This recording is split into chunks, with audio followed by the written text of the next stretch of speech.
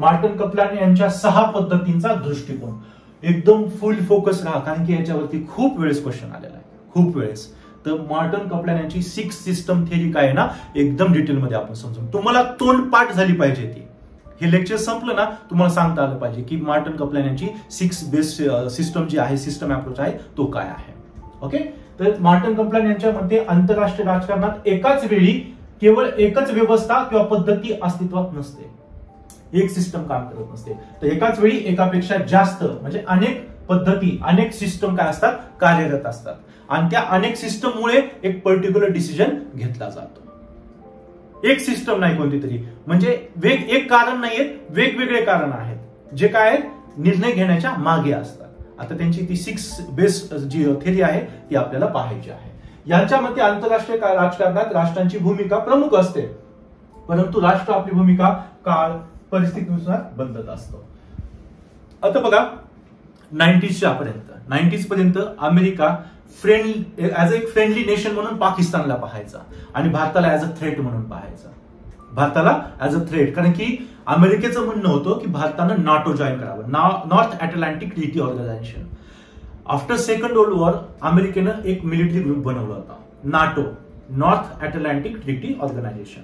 आणि जेव्हा 50च्या एरामध्ये युरोपियन सत्ता संपुष्टात आली, वसाहतवाद संपुष्टात आला आणि नवीन नवीन देशाला जेव्हा स्वातंत्र्य भेटलं, तेव्हा अमेरिका आणि रशियाला वाटत होतं की ह्या नवीन देशांनी आपल्या ग्रुपमध्ये यावं.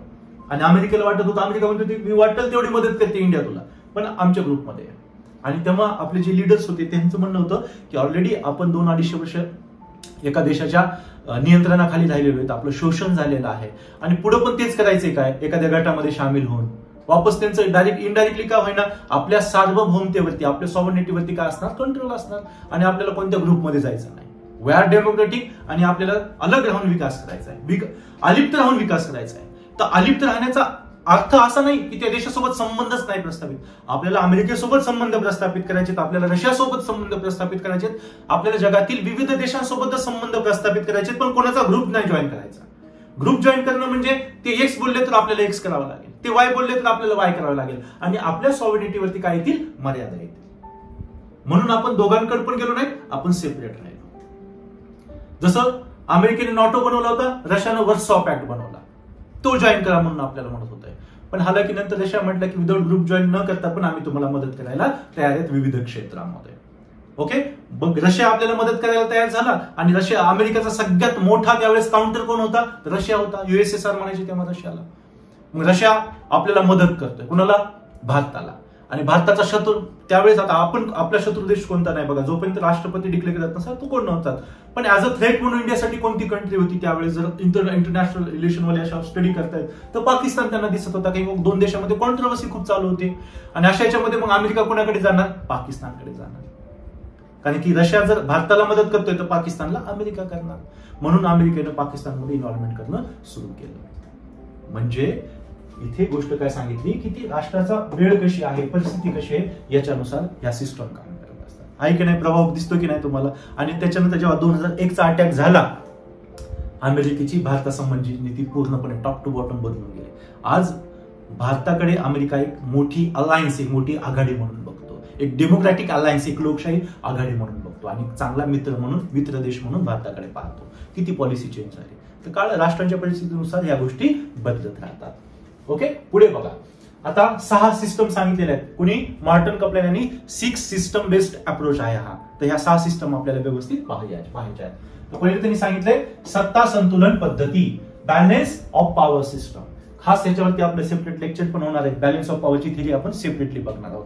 खूप महत्वाची थिअरी आहे, इथे पण मी तुम्हाला सांगणारच आहे. काय असतं बॅलन्स ऑफ पॉवर, काय आहे ना, मी तुम्हाला सांगतो. जेव्हा 2 देश आहेत, आता इंडिया आणि चायना आहे समजा, त्या दोन्हीपैकी कोणताही देश खूप पॉवरफुल झाला तर काय होईल बरं. लेक्चर हवं तर पॉज करा आणि विचार करा की दोन्हीपैकी एक देश खूप जास्त जर पॉवरफुल होतोय तर त्याचे इम्प्लिकेशन्स काय होतील, त्याचे परिणाम काय होतील. बघ, या रिजनमध्ये स्ट्रॅटेजिक ऑटोनॉमी पूर्णपणे, समजा चायना खूप पॉवरफुल झाला, चायना म्हणतोय की माझ्याकडे न्यूक्लिअर मिसाईल आहे, हायड्रोजन मिसाईल आहे, इंटरकॉन्टिनेंटल बॅलिस्टिक मिसाईल आहे, सुपरसोनिक, हायपरसोनिक मिसाईल आहे, प्लेन्स आहेत. आणि भारत दुसरीकडे म्हणतोय की नाही, आम्ही खूप शांतताप्रिय देश आहोत. नमस्कार मित्रांनो, स्पर्धा परीक्षेची तयारी करत असताना जर तुम्हाला काही अडचण येत असतील, काही बोलावंसं वाटत असेल, कारण आज आपण बघतो की ही स्पर्धा परीक्षा म्हणजे एका समुद्राप्रमाणे झालेलं आहे.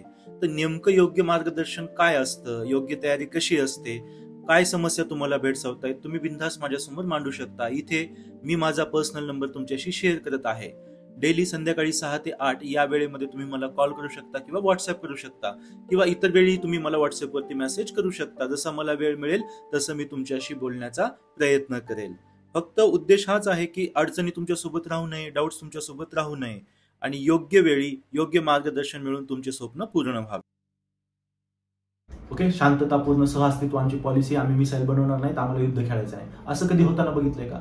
यस, आपली पॉलिसी आहे पीसफुल कोएक्झिस्टन्स, शांततेलाच आपण महत्व देतो, पण ती शांतता टिकून राहावी यासाठी आपल्याला काय करावं लागतं, स्वतःला सुद्धा पॉवरफुल बनावं लागतं. जर चायनाकडे न्यूक्लिअर मिसाईल आहेत आणि आपण म्हटलं की नाही आपण नकोच आम्हाला, अशा याच्यामध्ये काय करेल, चायना कधी पण आपल्यावर वरचढ होईल, आपल्या शेजारच्या देशांवरती वरचढ होईल आणि इंडियाची फॉरेन पॉलिसी आणि भारतावरती पूर्णपणे दबाव आणण्याचा प्रयत्न करेल आणि जी आपलं स्वातंत्र्य, आपली सॉव्हरेनिटी, आपली सेक्युरिटी आहे ना, ती सुद्धा हिरावून घेण्याचा प्रयत्न करेल. मग जर चायना पॉवरफुल बनतोय तर आपल्यालाही त्याच लेवलला. आज चायना भारतासोबत वॉर करण्याचा विचार करणार नाही का? कारण की India also nuclear weapon state, China सुद्धा न्यूक्लिअर वेपन स्टेट आहे, पाकिस्तान सुद्धा न्यूक्लिअर वेपन स्टेट बनलेला आहे. तर अशा याच्यामध्ये काय होतं, मग ते सत्ता संतुलन टिकून राहतं. समजा मी एक देश, आता हे तर वेपनचं झालं, समजा भारत देश आहे, दुसरीकडे चायना आहे. भारत देशाला कोणताही देश किंवा भारतापेक्षा याच्यापेक्षा आयडियल एक्झाम्पल तुम्हाला रशिया आणि अमेरिकेचं सांगतो.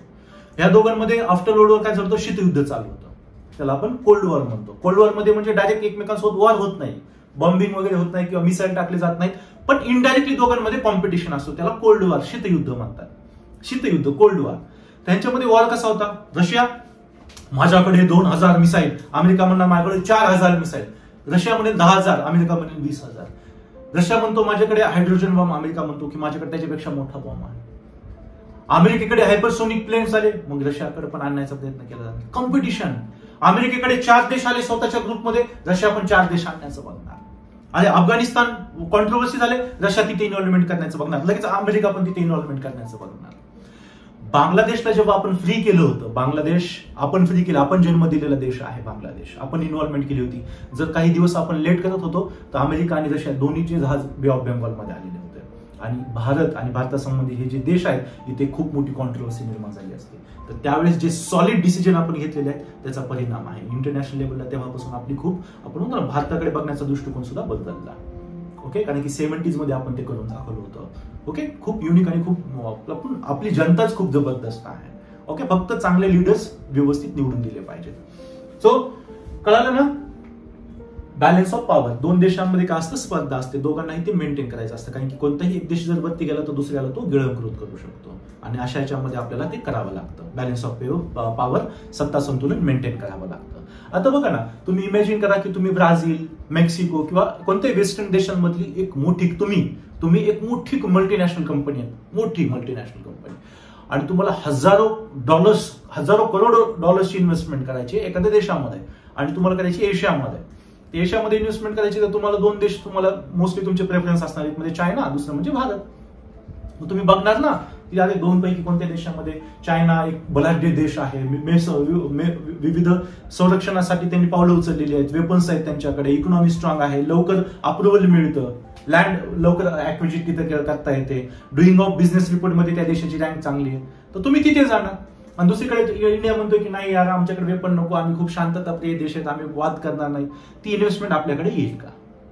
इन्व्हेस्टमेंट पण तिथे जाईल ज्या देशामध्ये सुरक्षा आहे आणि त्याच्यामुळे आपल्याला ते मेंटेन करावं लागतं. आज आपल्याकडे सुद्धा इंटरकॉन्टिनेंटल बॅलिस्टिक मिसाईल आहे, अग्नी 5, एका खंडातून दुसऱ्या खंडात मारा करण्याची क्षमता.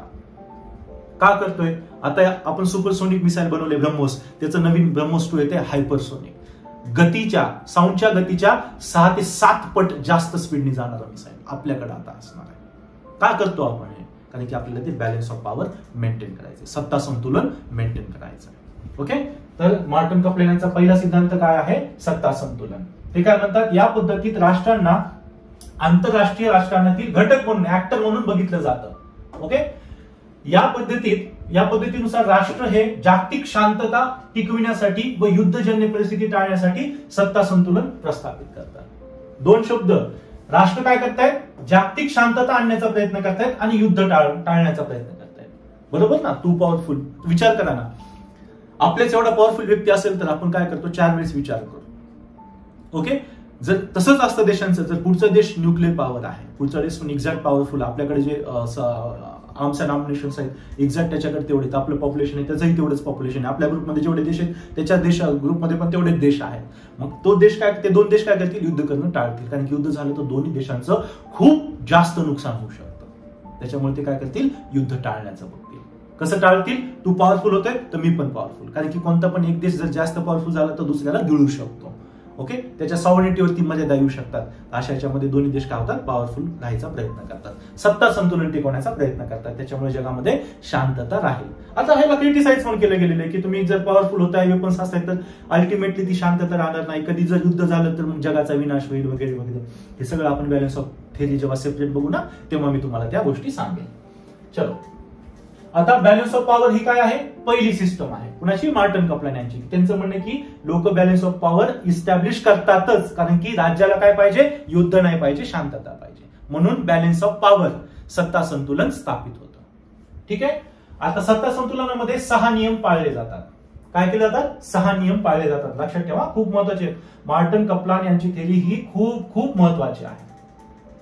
तर कोणते नियम, 6 नियम पाळले जातात. तर पहिला नियम आहे, प्रत्येक राष्ट्राने वाटाघाटी व राजनैतिक मार्गाने सत्ता मिळवली पाहिजे, युद्धाद्वारे नाही.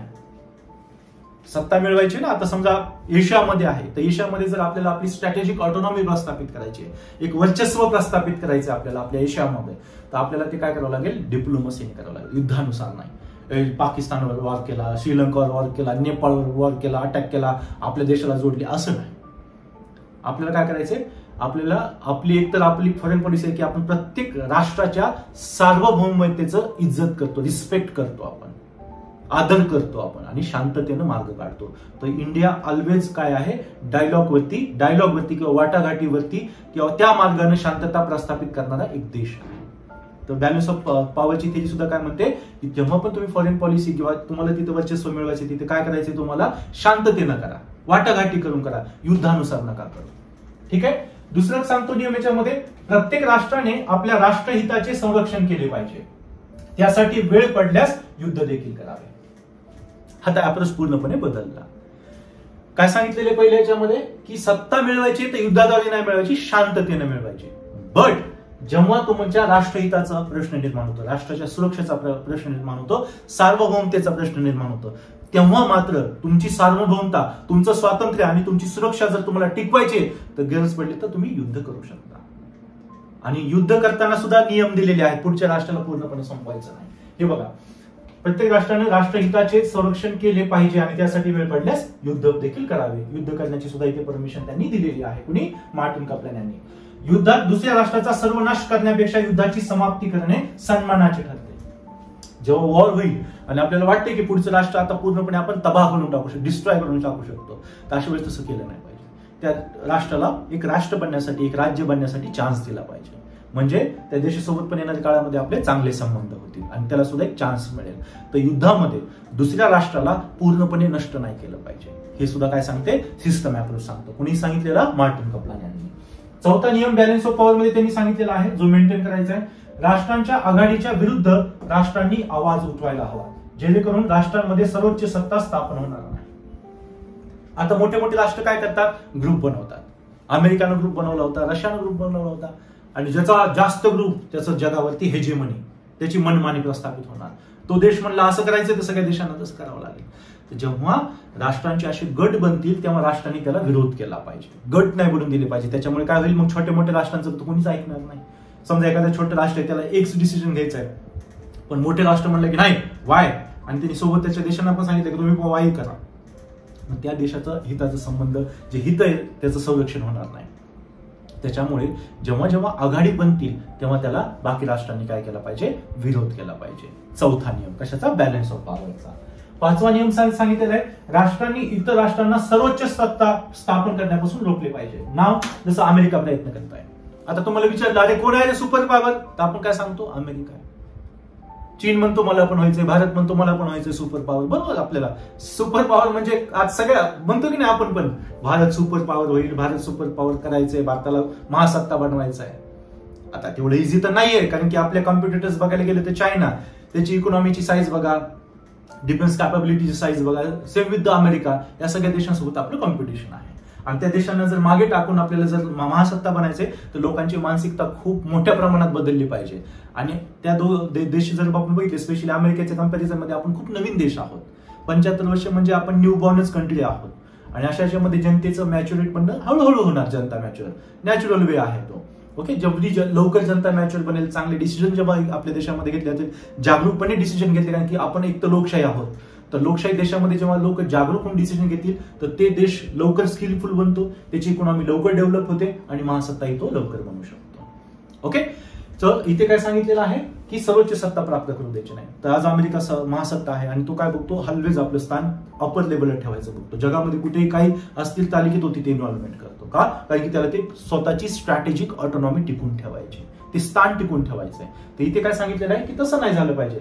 सत्ता जर एखाद्याच्या हातामध्ये गेली ना तर काय होतं की जगामध्ये एका राष्ट्राची हेजेमनी क्रिएट होत आहे, एक मनमानी सत्ता क्रिएट होते. आणि त्याच्यामध्ये काय होतं, जे बारीक राष्ट्र आहेत, जे छोटे राष्ट्र आहेत, जे लहान राष्ट्र आहेत ना, त्यांच्या हिताचा बळी दिला जातो, त्यांचे ओपिनियन हे केलं जात नाही. आज इंडस्ट्रियल स्टेट्स आहेत, आज जगामध्ये सगळ्यात जास्त कार्बन कोण सोडतं, अमेरिका, चायना आणि भारत. पण सगळ्यात आधी ग्लोबल वॉर्मिंगमुळे जेव्हा बर्फ वितळेल आणि जेव्हा समुद्राची पातळी वाढेल तर भारत, चीन किंवा अमेरिका पाण्यामध्ये नाही जाणार. जे छोटे मोठे देश, जे आयलंड कंट्रीज आहेत, ते पाण्यामध्ये जातील. ते बिचारे बरेचसे कन्व्हेन्शन्स घेत आहेत. पाण्यामध्ये सभा घेतली होती काही वर्षांपूर्वी पाण्यामध्ये, की जगाचं लक्ष बाबा आमचं नुकसान होणार याच्यामध्ये. तर हे जे आहे ना छोट्या मोठ्या राष्ट्रांचे ना, मग याच्यामध्ये काय होतं, बळी पाडला जातो. त्यांच्या डिमांड, त्यांची हाक जी आहे ना ती ऐकली जात नाही. तर कोणती एकच पॉवर जर असेल तर त्याच्यामुळे इतर राष्ट्रांनी याला रोखलं पाहिजे, सुपर पॉवर होण्यापासून कोणाला आहे. आणि 6वं आहे, पराभूत राष्ट्राला मैत्रीपूर्ण संबंध प्रस्थापित करण्याची संधी द्यावी. याला जोडलेलं आहे काय, युद्धामध्ये पूर्ण नुकसान नाही करायचं, त्याला चान्स द्यायचा आहे. आणि चान्स दिल्यानंतर त्यासोबत फ्रेंडशिप करायची, फ्रेंडली अलायन्स बनवायची, मित्रता बनवायची त्यासोबत, म्हणजे मैत्रीपूर्ण संबंध त्यासोबत मेंटेन करायचे, म्हणजे जास्त काळ त्या रिजन मध्ये शांतता राहील. तर हे 6 नियम आहेत जे तुम्हाला मार्टन कपलान यांच्या सिस्टम थेरीमध्ये, 6 सिस्टमची थेरी जी आहे ना, तर पहिली सिस्टम जी आहे त्यांची कोणती, बॅलन्स ऑफ पॉवर, सत्ता संतुलन. तर त्याच्यामध्ये हे 6 नियम पाळायचे आहेत. केवळ तुम्हाला सत्ता संतुलन, मार्टन कपलान यांच्या सत्ता संतुलनावरती सुद्धा क्वेश्चन विचारला जाऊ शकतो, तेव्हा पण तुम्हाला ह्या गोष्टी एक्सप्लेन करता आल्या पाहिजे. ओके, व्यवस्थित सर्व अँगलनी तुम्हाला ते एक्सप्लेन करता आलं पाहिजे. आणि एवढ्या डिटेलमध्ये तुम्हाला सांगितले तर नक्कीच तुम्हाला आता ते करता येईल. ओके, ना पहिलं बघितलं आपण balance of power, 6 system approach आहे ना. आता पहिलं सिस्टम आपण बघितली. सेकंड आहे शिथिल द्विध्रुवीकरण पद्धती, शिथिल द्विध्रुवीकरण पद्धती, लूज बायपोलर सिस्टम. लूज शिथिल म्हणजे काय, लूज आहे. आणि टाईट म्हणजे काय, एकदम कडक स्वरूपाची. ही लूज आहे, शिथिल द्विध्रुवीकरण. त्याच्यामध्ये सगळ्यात आता शिथिल तर तुम्हाला कळालं काय, लूज असणं. आता द्विध्रुवीकरण म्हणजे काय, जगातली सत्ता 2 भागामध्ये विभागणं. आता जसं आपले पोल आहे, पृथ्वी जर म्हटलं तर हे पोल आहेत की नाही, नॉर्थ पोल, साऊथ पोल, याला आपण काय म्हणतो, बायपोलर. तर जग पण काय झालं होतं, आफ्टर वर्ल्ड वॉर 2 भागात विभागलं होतं. एकीकडे होता अमेरिका आणि दुसरीकडे होता USSR. हे 2 पोल बनले होते. त्याच्यामुळे जगाला बायपोलर म्हणायचे, कारण की जगामध्ये फक्त 2च ताकद. कारण की या दोघांच्या आधी पूर्ण जगामध्ये कोण पॉवरफुल होतं, पूर्ण जगावर, इव्हन अमेरिका असो, कोणताही कॉन्टिनेंट कोणी राज्य केलेलं होतं तर युरोपियन देशांनी केलेलं होतं. त्याच्यामध्ये ब्रिटन, फ्रान्स, स्पेन, पोर्तुगीज हे सगळे देश आले. पूर्ण जगामध्ये वसाहती होते की नाही त्यांच्या. सेकंड वर्ल्ड मध्ये ते गेले सगळं, त्यांनी देशांना पण स्वातंत्र्य देऊन टाकलं. मग जगामध्ये उरलं कोण पॉवरफुल, तर जगामध्ये 2 अलायन्स उरल्यात. एक समाजवादी विचारसरणीचं नेतृत्व करणारी USSR आणि दुसरीकडे डेमोक्रेसी आयडिओलॉजीचं प्रमोट करणारी अमेरिका. आणि मग हे साऊथ अमेरिकामध्ये बरेचसे देशांना स्वातंत्र्य मिळाले, पेरू, चिली, ब्राझील, अर्जेंटिना वगैरे देश इथे येतात. मग इथे आफ्रिका खंड आहे, साऊथ आफ्रिका आहे, केनिया आहे, घाना आहे, सोमालिया आहे, जिबुती आहे. कॉफी मिळणारा कोणता देश आहे तो सगळ्यात जास्त, तो तिथे येतो, आयव्हरी कोस्ट, हे सगळे देश तिथे येतात. आणि मग आपल्या इथं आशिया, इथे मग भारत आहे, पाकिस्तान आहे, बांगलादेश आहे, श्रीलंका आहे, मालदीव आहे, अफगाणिस्तान आहे, हे देश येतात. ह्या देशांना हे काय साऊथ हेमिस्फिअर मधले देश आहेत, यांना स्वातंत्र्य मिळालं होतं 50s मध्ये. आणि मग हे जे 2 भूकेशर होते, USA आणि USSR, यांना वाटत होतं की हे जे संख्येनं खूप मोठे 100 पेक्षा जास्त देश आहेत ना, यांनी एक तर अमेरिकेला जॉईन करावं. अमेरिकेने त्यासाठी बनवलं होतं NATO, North Atlantic Treaty Organization. आणि रशियाने इकडे काय केलं होतं, वर्सॉ पॅक्ट बनवला होता नाटोला काउंटर म्हणून. मग त्याला वाटायचं की या देशांनी वर्सॉला जॉईन करावं, म्हणजे त्याच्यामध्ये काय होतं, कोल्ड वॉर. आणि हे दोन पॉवर जे आहेत ना याला म्हणतात बायपोलर. तर ही पहिली अवस्था काय सांगितलं, पहिलं तर बॅलन्स ऑफ पॉवर सांगितलं, कुणी राष्ट्रांनी बॅलन्स ऑफ पॉवर मेंटेन केलं पाहिजे शांततेसाठी, मॉर्टन कपलॅन यांनी. मग त्यांनी सांगितलं शिथिल द्विध्रुवीकरण, लूज बायपोलर. आता बायपोलर कळलं, जग दोन भागामध्ये विभागणं, जगाची सत्ता, पॉलिटिकल सत्ता दोन भागामध्ये विभागली. आणि ते केव्हा झालं होतं, ते झालं होतं आफ्टर सेकंड वर्ल्ड वॉर. आणि दोन बायपोलर म्हणजे दोन पोल कोण कोण होते, एक होता युएसए आणि दुसरा होता युएसआर, अमेरिका रशिया. ठीक आहे. आता हे काय कपलान काय म्हणतात, कपलान यांच्या मते सत्ता संतुलन पद्धत अयशस्वी झाल्याने, सत्ता संतुलन जेव्हा ब्रेक होतं तेव्हा शिथिल द्विध्रुवीकरण निर्माण होतं, सत्ता संतुलन ब्रेक झालं. जगामध्ये सगळे राष्ट्र, आता युरोपच्या टायमाला काय होतं, फ्रान्स, स्पेन, युरोप, इकडे रशिया, जपान, इटली, हे एकमेकांसोबत आपण टसलमध्येच होते ना, बॅलन्स ऑफ पॉवर मेंटेन करून. पण वॉर ब्रोक झाला आणि सगळ्यांकडे वेपन्स होते. Specially America second World war मध्ये इन्व्हॉल्व्ह झाला होता आणि त्याच्याकडे न्यूक्लिअर वेपन होते. अमेरिकेच्या आयलँडवरती बरेचशी बॉम्बिंग केली जपाननं. मूवी सुद्धा आहे बघा त्याच्यावरती बनलेला, रॅन रेनॉल्ड्सचा मला वाटतं मूवी आहे. ओके, तो बघून तो आहे. तर त्याचाच बदला घेण्यासाठी अमेरिकेने मग तिथे हिरोशिमा नागासाकीवरती न्यूक्लिअर बॉम्ब टाकले. आणि मग तेव्हा कळालं लोकांना की अरे बॅलन्स ऑफ पॉवर वगैरे सगळं काय झालं, इथे ब्रेक झालेला आहे. न्यूक्लिअर बॉम्बचा जेव्हा इफेक्ट बघितला आणि तेव्हा कळालं लोकांना की जगामध्ये शांतता येणं आणि तिसरं विश्वयुद्ध न होणं हे खूप महत्वाचं आहे. तर तिसरं विश्वयुद्ध न होऊ देणं यासाठी युनायटेड नेशन बनलं. जर तुम्हाला विचारलं ना कोणी युनायटेड नेशनचा सगळ्यात मोठा उद्देश काय, सगळ्यात मोठा, तर तिसरं विश्वयुद्ध न होऊ देणं, जगात शांतता आणि विकास राहणं यासाठी. तर मग बॅलन्स ऑफ पॉवर मेंटेन हे काय झालं, ब्रेक झालं. देशांनी एकमेकांसोबत वॉर केले, ॲलीज आणि इनेमीज, मित्र राष्ट्र आणि शत्रू राष्ट्र द्वितीय विश्वयुद्धामध्ये, आणि सगळ्यांचं नुकसान झालं, सगळ्यांचं. मग जगामध्ये दोन सत्ता उरल्या, कारण की बॅलन्स ऑफ पॉवर ब्रेक झालं, युद्ध झालं आणि मग दोन सत्ता उरल्या. एकीकडे होती अमेरिका आणि दुसरीकडे होती रशिया. म्हणजेच काय, लूज बायपोलर इस्टॅब्लिश झालं असं कपलान यांनी सांगितलं. कारण की मॉडर्न अप्रोचेस आहेत, modern approaches mostly second World war नंतर आलेले आहे. जिथे आता शिथिल का म्हटलेलं आहे, जिथे दोन प्रमुख राष्ट्र इतर राष्ट्रांच्या सहकार्याने दोन वेगवेगळे गट निर्माण करतात व जागतिक द्विध्रुवीकरण प्रस्थापित करतात. सुरुवातीला हे द्विध्रुवीकरण शिथिल स्वरूपाचे असते, कारण या दोन महासत्तांच्या व्यतिरिक्त जगामध्ये लहान लहान सत्ता देखील असतात, तसेच अलिप्ततावादी राष्ट्रे देखील असतात. त्याच्यामुळे द्विध्रुवीकरण हे शिथिल ठरते, प्रॉपर नाही ठरत. टाईट बायपोलर म्हणजे काय असतं, जगामध्ये जेवढे देश आहेत एक तर ते अमेरिकेकडे आहेत अर्धे आणि अर्धे रशियाकडे आहेत. पण 1950s मध्ये तसं झालं नाही. हे जे तुम्हाला मी म्हटलं ना 100 पेक्षा जास्त देश होते, यातले काही अमेरिकेला जॉईन झाले, काही रशियाला जॉईन झाले, बट मोस्ट ऑफ द जे नेशन होते ते अलिप्त राहिले. अलिप्त, नॉन अलाइन. अलाइन म्हणजे एखाद्याशी जोडणं, नॉन अलाइन म्हणजे अलग राहणं. ओके. आणि त्याचा लीडर कोण होता, तर भारत देश होता. नॉन अलाइनमेंटची जी घोषणा होती ती त्यावेळेसचे आपले जे लीडर होते पंडित जवाहरलाल नेहरू यांनी दिली होती की नाही, आम्हाला दोघांना पण जॉईन करायचं नाही, आज ऑलरेडी आमचं शोषण झालंय तर आम्ही एकटं राहून आमचा विकास करू. आणि आज 125 पेक्षा जास्त देश, 125 पेक्षा जास्त देश नामचे सदस्य आहेत नॉन अलाइनमेंट मुवमेंटचे. तर कपलान यांचं म्हणणं काय की बायपोलर आहे पण टाईट बायपोलर नाही. टाईट आणि लूज हा शब्द त्यांनी वापरला, पण आपलं तुम्हाला समजावून मी सांगतो प्रॉपर बायपोलर नाहीये. प्रॉपर बायपोलर म्हणजे अर्धे देश एकाकडे, अर्धे देशाच्या एकाकडे जगातले. तर तसं नव्हतं त्याच्यामध्ये. काही रिजनल पॉवर पण होत्या जे नॉन अलाइन पण नव्हते पण त्यांना सेपरेट राहायचं होतं, तसे पण देश होते. आणि जे नॉन अलाइन होते त्यांनी तिसरी मोठी आघाडी निर्माण केली. 100 देश बघा ना, विचार करा किती मोठी आघाडी झाली. तर हे बायपोलर आहे, हे लूज बायपोलर आहे. आफ्टर वर्ल्ड वॉर काय झालं, जेव्हा शीतयुद्ध कोल्ड वॉर सुरू झालं होतं वर्ल्ड वॉर 2 नंतर, तिथे ही बायपोलॅरिटी आली होती. बायपोलॅरिटी ही लूज बायपोलॅरिटी होती. का लूज होती, कारण की नॉन अलाइनमेंट मुवमेंट वाले पण देश होते आणि स्वतंत्र राहणारे पण देश होते जे कोणत्या गटामध्ये गेलेले नव्हते. त्याच्यामुळे कपलान यांना लूज बायपोलॅरिटी म्हटलं आहे. द्वितीय विश्वयुद्धानंतर इतर राष्ट्रांच्या सहकार्याने अमेरिका व रशियाने द्विध्रुवी जग निर्माण केले होते, परंतु त्या काळात अलगतावादी राष्ट्रांचा गट देखील होता ज्यांनी या दोन्हीपैकी कोणत्याही गटात सामील न होणे नाकारलं होतं. कपलान यांच्या मताप्रमाणे शिथिल द्विध्रुवीकरणाचे रूपांतर उरलेल्या पद्धतींपैकी कोणत्याही एक वा अनेक पद्धतीत होऊ शकते. आपण 6 सिस्टम बघतोय. पहिली बघितली बॅलन्स ऑफ पॉवर, ती ब्रेक झाल्यामुळे शिथिल द्विध्रुवीकरण आलं, लूज बायपोलॅरिटी आली. आता उरले किती? 4 सिस्टम उरल्या. ते 4 सिस्टम आपल्याला बघायचे, कारण की कपलान म्हणतात की पुढे आता एकदा हे झालं ना, लूज बायपोलॅरिटी आली ना, तर पुढील 4 पैकी कोणतं तरी एक होणार आहे. आणि तुम्हाला खूप इंटरेस्टिंग होईल, कारण की बऱ्याचशा गोष्टी तुम्हाला ऑलरेडी आता घडताना दिसणार आहे. ओके, म्हणजे आता काय, याच्या पुढील 4 पैकी एक किंवा अनेक सिस्टम येऊ शकतात. ओके,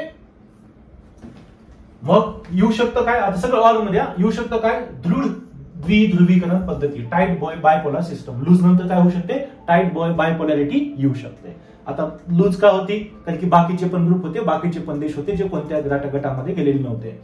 जेव्हा अलिप्त राष्ट्र हे 2 प्रमुख राष्ट्रांच्या गटामध्ये सामील होतात, तेव्हा जगामध्ये केवळ 2 महासत्ता उरतात व त्यापासून दृढ द्विध्रुवीकरण प्रस्थापित होते. जेव्हा जगामध्ये एक्झॅक्ट अर्धे देश इकडे आणि अर्धे देश इकडे असतील, म्हणजे 2 आयडियोलॉजीला फॉलो करणारे असतील तेव्हा. पण ही सिस्टम आलेली नाहीये, पण येऊ शकते. त्यांनी काय सांगितलं, पुढच्या 4 पैकी कोणती तरी एक किंवा अनेक पण येऊ शकतात. तर आपल्याला फक्त प्रेडिक्शन बघा त्यांचं किती आहे, कसं आहे. तर त्यातून दृढ द्विध्रुवीकरण प्रस्थापित होते. या 2 महासत्तांनी आपल्या गटातील राष्ट्रांना टिकून ठेवले पाहिजे, अन्यथा ही राष्ट्रे परत अलिप्त होतील व दृढ द्विध्रुवीकरणाचे रूपांतर परत शिथिल द्विध्रुवीकरणामध्ये होईल.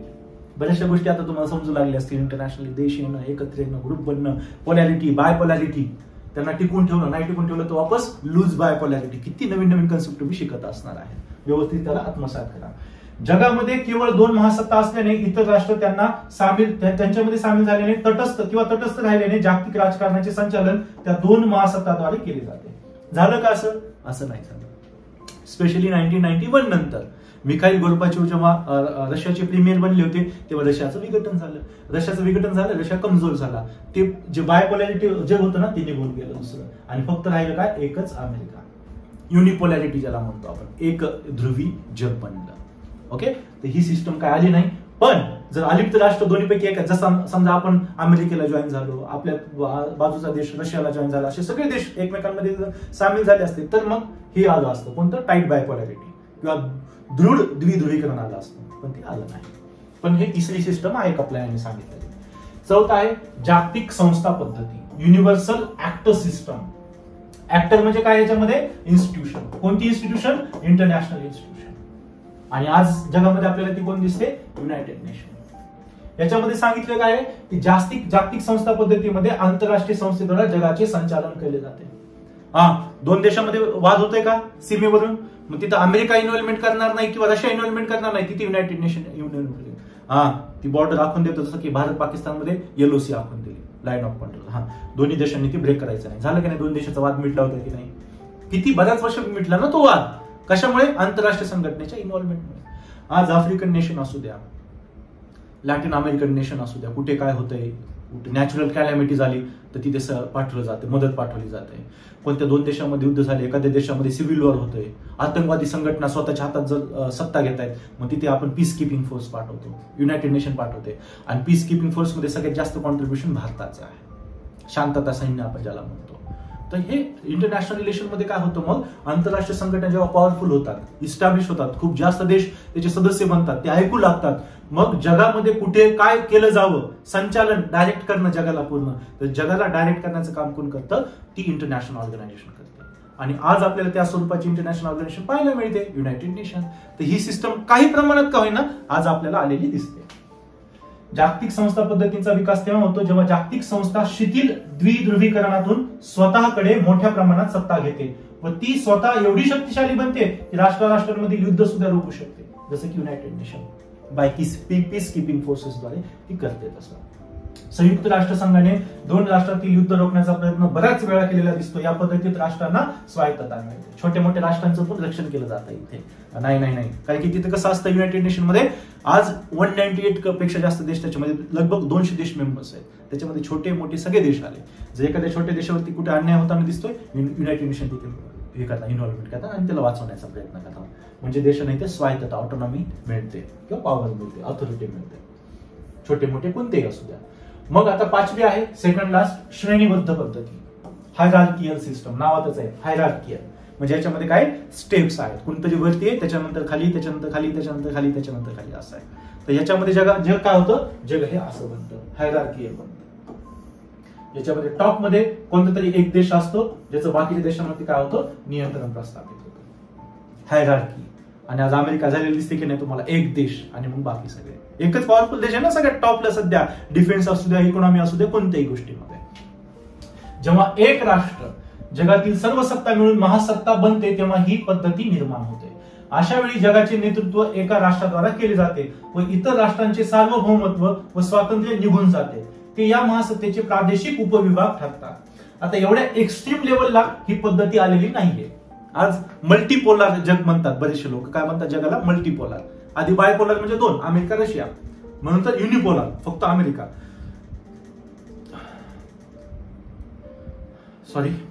अमेरिका.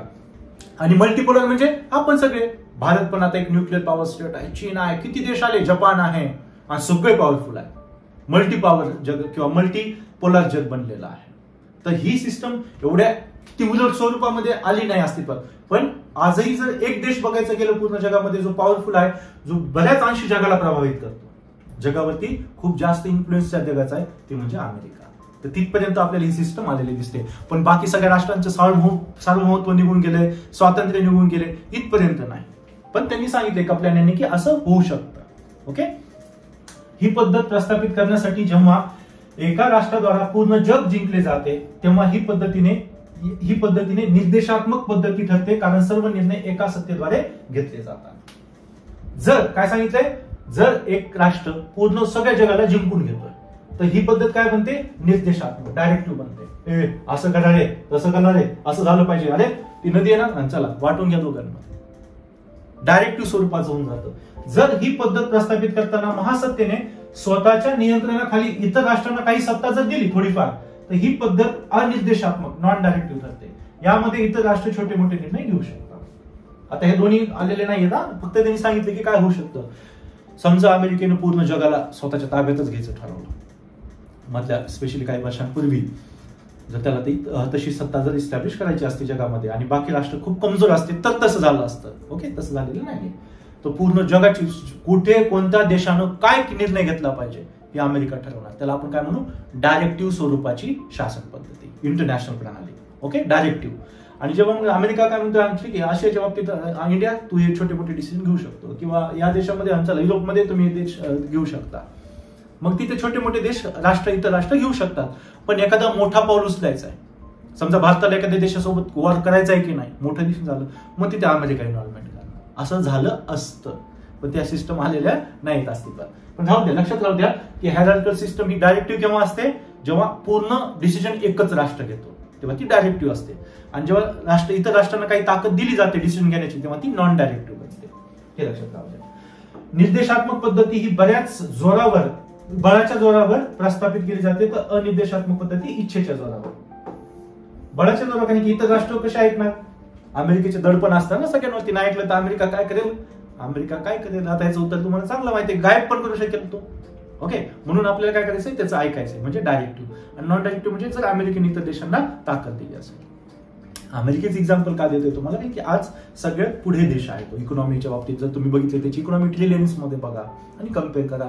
डिफेन्स इक्विपमेंट्स वगैरे असतील, जगामध्ये दबदबा, डॉलर्स, जागतिक व्यापार कोणतं सगळ्यात जास्त चालतो, त्याच्यामुळे अमेरिका एक आयडियल उदाहरण आहे. बट या दोन डायरेक्टिव्ह इनडायरेक्टिव्ह तेवढ्या एक्सटेंट पर्यंत अमेरिकेची सत्ता गेलेली नाही, किंवा तेवढ्या एक्सटेंट पर्यंत हायरार्किकल सिस्टम बनलेली नाही. पण काही अंशी आपल्याला दिसते, जसं की ग्लोबल पॉवर म्हणून आज आपण अमेरिकेकडे बघतो. ठीक आहे, 5वी झाली. आणि 6वं आहे एकात्मिक नकाराधिकार पद्धती, युनिट वेटो सिस्टम. वेटो म्हणजे नाही बोलण्याचा अधिकार, नकारात्मक पद्धती, आणि ही आपल्याला आलेली दिसते. ओके, काही प्रमाणात, म्हणजे कोणती 100% कोणती एक सिस्टम नाही. म्हणजे सगळ्यांच्या गोष्टी तुम्हाला नक्कीच आज दिसत असतील. आपण 6 सिस्टम बघितल्या, बॅलन्स ऑफ पॉवर पासून ते नकाराधिकारापर्यंत. कपलान यांच्या योजनेतील ही अंतिम पद्धती आहे. या पद्धतीत जगामध्ये सत्तेची विविध केंद्रे निर्माण झालेली असतात. आज झाली की नाही, भारत एक सत्ता केंद्र आहे, चीन एक सत्ता केंद्र आहे, जपान एक सत्ता केंद्र आहे, ऑस्ट्रेलिया एक सत्ता केंद्र आहे, ब्रिटन एक सत्ता केंद्र आहे, फ्रान्स एक सत्ता केंद्र आहे, रशिया एक सत्ता केंद्र आहे, अमेरिका तर आहेच आहे, ते तर ग्लोबल पॉवर आहे. पण फक्त अमेरिकेचं चालतं का सगळीकडे? नाही, आपलं पण चालतं, आपली पण पॉलिसी आहे, आपली पण सॉव्हरेनिटी आहे, आणि आपण एक मजबूत आणि मोठा देश आहोत. आणि आपल्यासारखे बरेचसे देश आहेत जे स्वतःच्या मनाने गोष्टी करतात, स्वतःच्या राष्ट्राची आयडिओलॉजी सांगते तसं ते करतात, कुणाच्या दबावामध्ये येत नाही. म्हणजे हे राष्ट्र काय बनले, मल्टीपोलर जग काय बनलं, मल्टीपोलर बनलं, कारण की छोटे मोठे राष्ट्र सुद्धा काय बनले, पॉवरफुल बनले आणि यांना एक प्रकारे नकाराधिकार मिळाला. एखादी गोष्ट नाही तर ते नाही करू शकत, तेवढे पॉवरफुल ते बनले. हे याच्यामध्ये सांगण्याचा प्रयत्न केला आहे. यामध्ये प्रत्येक राष्ट्राकडे दुसऱ्या राष्ट्रांचा विनाश करता येईल अशी भयंकर शस्त्र निर्माण केलेली असतात. यस, पाकिस्तानकडे न्यूक्लिअर वेपन आहे, आपल्याकडे पण न्यूक्लिअर वेपन आहे. जगाचा अंत करतील एवढे न्यूक्लिअर वेपन आज जगामध्ये आहे. अशा परिस्थितीत सर्व राष्ट्र समानरित्या शक्तिशाली झालेली असतात व एका प्रकारे त्यांना नकाराधिकार मिळतो. अमेरिका म्हणलं की हे केलं पाहिजे, आपण नाही पण म्हणू शकतो नाही आम्हाला नाही करायचं, आम्हाला नाही ती फॉरेन पॉलिसी. तो काय लगेच वॉर करणार आहे का आपल्यासोबत? आणि वॉर केला तरी आपण एवढे कमजोर राहिलोत का पहिल्यासारखं? आपल्याकडे पण न्यूक्लिअर वेपन आहेत, आपल्याकडे सुपरसोनिक हायपरसोनिक मिसाईल आहेत, प्लेन, आता आपल्याकडे प्लेन सुद्धा सुपरसोनिक हायपरसोनिक रॅमजेट स्क्रॅमजेट युज करतोय आपण. कमी नाही ना आज कुणी कुणाला. चीन सेम, चीनने इंटरकॉन्टिनेंटल बॅलिस्टिक मिसाईल बनवलं, आपण इंटरकॉन्टिनेंटल बॅलिस्टिक बनवलं. आज शांघाई सुद्धा आपल्या रेंजमध्ये आहे, शांघाई पर्यंत आपण वॉर करू शकतो, ते पण केरळ पर्यंत वॉर करू शकतात. चीन डायरेक्ट तिथून केरळ पर्यंत वॉर करू शकतो. आणि दोघांकडे एवढे वेपन आहेत म्हणून दोघांकडे काय नकाराधिकार आहेत. नाही करायचं तर नाही करायचं, आम्ही नाही करणार. ओके, तर ही सिस्टम आता इमर्ज होऊ लागली. या पद्धतीची स्थिरता तेव्हाच टिकून राहील जेव्हा युद्धाच्या वेळी शांतता भंग करणाऱ्या राष्ट्राच्या विरोधात सर्व राष्ट्र एकत्र येतील. उद्या जर चायनाने काय अग्रेसिव्ह पॉलिसी आणली आहे आणि वॉर करायला लागला भारतासोबत, तर बाकी सगळ्या देशांना त्याच्या अगेन्स्ट ठेवावं लागेल. नाहीतर एका जर देशाने न्यूक्लिअर की प्रेस केली तर सगळे देश न्यूक्लिअर की प्रेस करतील, कारण की कोणत्या एखाद्या देशाचं नुकसान होणार नाही. चीननं आपल्यावर न्यूक्लिअर वॉर केला तर आपल्यासोबत बरेचसे देश जातील, आपण चीनवर केलं तर त्यासोबत जातील. त्याच्यामुळे मग तेव्हा पृथ्वी राहणार नाही. त्याच्यामुळे वॉर होऊ न देणार हे त्याच्यासाठी टिकून राहण्यासाठी महत्वाचं आहे. त्याच्यामुळे जर कुणी आगाऊ होत असेल, युद्ध खेळायला जात असेल तर त्याच्या पुढे सगळ्या देशांनी आलं पाहिजे आणि आज तसाच प्रयत्न केला जातो. ओके, कपलान यांनी दिलेल्या 6 पद्धतींच्या दृष्टिकोनात बऱ्याचशा कमतरता आहेत. ठीक आहे, बघू पण आपण आता ते. पण आतापर्यंत आपण 6 थेरीज बघितल्या, बॅलन्स ऑफ पॉवर पासून बघितल्या. चला एकदा रिकॅप करू आपण, कारण की खूप महत्वाचे आहे. खूप सारे क्वेश्चन याच्यावरती येऊन गेलेले आहेत आणि खूप सारं लिहायला तुम्हाला मिळणार आहे. खूप सारं, बरेचसे तुम्ही तुमच्या ओपिनियन इथं मांडू शकता. बॅलन्स ऑफ पॉवर सुरुवात इथून होते की राष्ट्रांमध्ये सत्ता संतुलन येतं. राष्ट्र एवढे पॉवरफुल बनतात की ते एकमेकांसोबत युद्ध करणार नाही आणि जगामध्ये शांतता राहील. पण जेव्हा हे ब्रेक होतं, बॅलन्स ऑफ पॉवर ब्रेक होतं, बॅलन्स ऑफ पॉवर ब्रेक झालं की जग काय बनतं, बायपोलर बनतं. मग वर्ल्ड वॉर 2 नंतर बघितलं रशिया आणि अमेरिका बायपोलर जग बनलं. मग हे काय होतं, लूज बायपोलर होतं, टाईट बायपोलर नव्हतं. टाईट बायपोलर काय असतं की जगाचं अर्धे देश एकीकडे आणि अर्धे देश एकीकडे. तर तिथं तसं नव्हतं. इकडे अमेरिका आणि त्याचा ग्रुप होता, इकडे रशिया आणि त्याचा ग्रुप होता, पण तिसरा ग्रुप पण होता, नॉन अलाइनमेंट मुवमेंट, आपल्यासारखा अलिप्ततावादी चळवळ. तर त्याला काय म्हटलं त्यांनी, लूज बायपोलॅरिटी, जी कशानंतर येते, जी बॅलन्स ऑफ पॉवर नंतर येते. ही सुद्धा आपण इथे बघितली, लूज बायपोलॅरिटी. मग लूज बायपोलॅरिटी जेव्हा इस्टॅब्लिश होते तेव्हा ह्या 2 देशांना काय करायचंय, जे बायपोलर मधले 2 देश आहेत, जगातले सगळे देश वाटून घ्यायचे. जेव्हा हाफ होऊन जाईल तेव्हा काय निर्माण होईल, टाईट बायपोलॅरिटी. टाईट बायपोलॅरिटी मध्ये काय होतं, म्हणजे जगाची विभागणी 2 भागामध्ये. जगातले जेवढे देश आहेत ते एकतर एक्स नाही तर एकतर वाय कडे, एकतर अमेरिकेकडे नाही तर रशियाकडे. ओके, पण तसं काही झालेलं दिसत नाही. ही सिस्टम अस्तित्वात आली नव्हती, हे सुद्धा आपण बघितलं. मग पुढे 4थं त्यांनी सांगितलंय जागतिक संस्था पद्धती. इंटरनॅशनल ऑर्गनायझेशन बनतात आणि ते एवढ्या पॉवरफुल होतात की जगाचं डायरेक्शन ते करू लागतात. कुठे युद्ध वगैरे होत असतील 2 राष्ट्रांमध्ये तिथे सुद्धा ते मध्यस्थी करून शांतता आणतात. म्हणजे त्यांच्या मार्फत काय होतं, जगाचं एक प्रकारे डायरेक्शन चालतं. मग हे आपण बघितलं. मग 5वं आपण काय बघितलं होतं, श्रेणीबद्ध पद्धती. इथे काय होतं, एक देश खूप पॉवरफुल होतो आणि पूर्ण जगाचं संचालन त्याच्या मार्फत होतं. तर ही आज आपल्याला दिसते की अमेरिका सगळ्यात पॉवरफुल आहे. याच्यामध्ये जे डायरेक्टिव्ह आणि नॉन डायरेक्टिव्ह सांगितलेले हे मात्र आलं नाही. इथपर्यंत एवढ्या एक्सटेन्सिव्ह युनिपोलॅरिटी नाही बनली किंवा एवढ्या एक्सटेन्सिव्ह अमेरिका पॉवरफुल नाही बनली. पण हे होऊ शकतं, ही एक सिस्टम आहे, जागतिकरित्या काम करते, हे कपलान यांनी इथे सांगितलंय. मग ह्याच तर कमतरता आहेत ना, या त्यांनी सांगितलं, पण ह्या गोष्टी आल्या नाहीत. पण प्रत्येक गोष्ट थोडीफार का होईना आली की नाही, कपलान यांनी सांगितली, म्हणून त्यांच्या थिरीला खूप महत्व आहे. आणि बाकी कोणती थिरी असू दे त्याच्यामध्ये लूपहोल्स असतात. आपण म्हणतो ना, नाण्याची 2 बाजू, प्रोज आणि कॉन्स असतात. तर इथं पण कॉन्सेप्ट की जशा तशी ह्या सिस्टम आल्या नाही, पण प्रत्येक सिस्टम मधला काही ना काही भाग आज आपल्याला जगामध्ये दिसतोच. ओके, 5वं हे बघितलं होतं. आणि मग 6वं आता बघितलं आपण, नकाराधिकार. का, कारण की छोटे मोठे देश सुद्धा पॉवरफुल झालेले आहेत. अमेरिका म्हणतोय, अरे देशांनो एक्स निर्णय घ्याले, आपण वाय घेऊ. आपल्याला कोणी मजबूर करणार नाही की आपण पण तेवढे पॉवरफुल झालेलो. आणि जगामध्ये विविध सत्ता केंद्र निर्माण झाले. चीन एक सत्ता केंद्र आहे, जपान एक सत्ता केंद्र आहे, भारत एक सत्ता केंद्र आहे. आणि त्याच्यामुळे आता हे काय झाले, एक प्रकारे यांच्यामध्ये नकाराधिकाराची ताकद आलेली, नाही म्हणण्याची ताकद आलेली, असं लक्षात ठेवा. ओके, आता याच्यामध्ये काय कमतरता आहे, जसं की आपण बघितलं प्रत्येक थेरी काय हुबेहूब इम्प्लिमेंट झालेली नाही, पण प्रत्येक थेरी मधल्या बऱ्याचशा गोष्टी इम्प्लिमेंट झालेल्या आहेत. जसे यामध्ये राष्ट्रहित साधण्याचा प्रयत्न केलेला दिसत नाही, त्याच्याबद्दल बोललंच नाही. कारण की याच्या आधी आपण डिसिजन मेकिंग अप्रोच मध्ये बघितलं काय, राष्ट्रहित साध्य केलंच पाहिजे, ते साध्य करण्यासाठी निर्णय कसे घेतले जातात, तर इथे त्याचा आपल्याला अभ्यास आढळत नाही. प्लस तसेच यातील पहिल्या 2 पद्धती वास्तविक आहेत आणि इतर पद्धती पूर्णपणे अस्तित्वात आलेल्या नाहीत, त्यामुळे त्यांच्याबद्दल भाकीत करणे कठीण आहे. ठीक आहे, भाकीत करणे कठीण. आता हे तुम्हाला कुठे बोलायला लागतं, हे जे मूल्य आहेत ना, हे जे मुद्दे आहेत, अँटी मुद्दे किंवा त्याच्या विरोधातले मुद्दे, हे तुम्हाला क्रिटिकली अनालाइज जेव्हा विचारलं ना एक्झाम मध्ये, क्रिटिकली अनालाइज इट, तेव्हा असं आन्सर त्यांनी काय करायचं, समजा तुम्हाला मॉर्टन कपलान यांच्या थेरीला क्रिटिकली अनालाइज करायला सांगितलंय, तर इंट्रोडक्शन मध्ये प्रॉपर मॉर्टन कपलान यांची थेरी काय ना ती आली पाहिजे, की काय सिस्टम अप्रोच आहे, कशा प्रकारे काम करतो. इंट्रोडक्शन मध्ये 2-4 लाईन ती आल्या पाहिजे. जेव्हा आपण डिटेल्स चालू करतो, बुलेट पॉईंट लिहायला चालू करतो, तर डायरेक्ट विरोधात बोलायला सुरुवात नाही करायची. आधी कमीत कमी 2 ते 3 पॉईंट, 3-4 पॉईंट प्रो मध्ये बोलायचं, की सिस्टम थेरी किती चांगली आहे. या गोष्टी आता ज्या आपण बघितल्या ना, त्या सगळ्या तुम्ही 1-2-4 लाईन मध्ये छोटे टाकू शकता.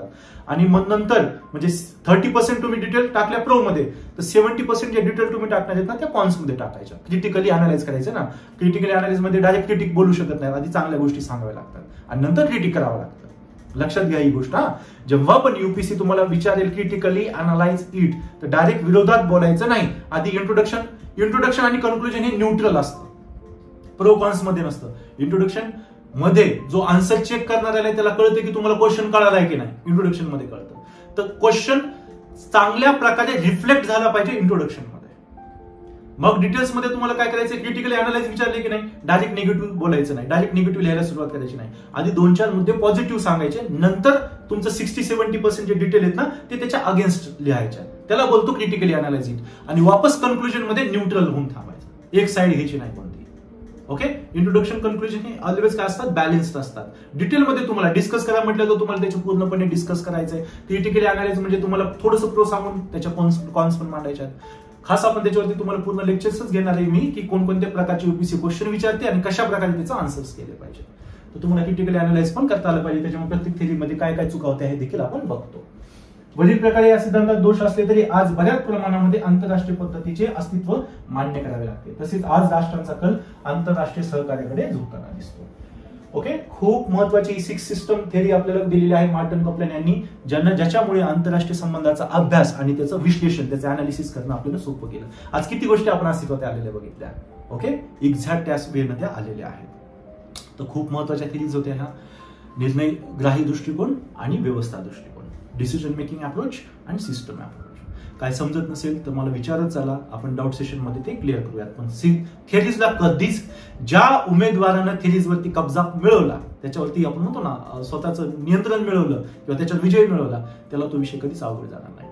आणि PSIR तुम्हाला एवढे जास्त मार्क मिळवून देतोय ना, तर थेरीज पॉलिटिकल थेरीमध्ये पण एवढं लक्ष देऊन, कारण की मी ते आपण खूप डिटेलमध्ये घेणार आहे. तर पॉलिटिकल थेरीज मधल्या थेरी सुद्धा तुम्हाला एकदम व्यवस्थित झाल्या पाहिजे.